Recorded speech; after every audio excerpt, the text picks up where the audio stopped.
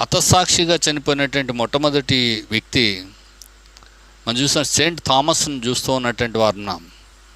ఆ దినాల్లో కూడా మతమౌఢ్యం అనేది మరి పట్టి పీడిస్తూ ఉన్నటువంటి మొదటి శతాబ్దంలో ఆ మతం పట్టినటువంటి మతం అనే దెయ్యం పట్టి వాళ్ళు ఏం చేస్తున్నారంటే ఒక సన్మార్గాన్ని బోధిస్తున్నటువంటి బోధకుని చంపేస్తున్నటువంటి రక్త చరిత్ర కలిగినటువంటి దేశంలో మనం బ్రతుకుతూ ఉన్నటువంటి వారు ఉన్నాం.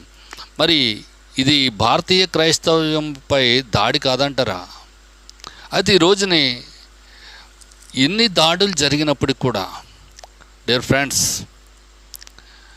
క్రైస్తవ్యంపై ప్రత్యేకంగా ఎన్ని దాడులు జరిగినప్పుడు కూడా అది సజీవంగానే ఉంటుంది ప్రియులారా. ఈ విషయాన్ని మనము తెలుసుకోవాల్సినటువంటి వారు ఉన్నాం. ఎందుకంటే దేవుని వాక్యము సజీవమైనటువంటిది, బలము కలిగింది, రెండంచెల ఎటువంటి ఖడ్గము కంటేను వాడిగా ఉండి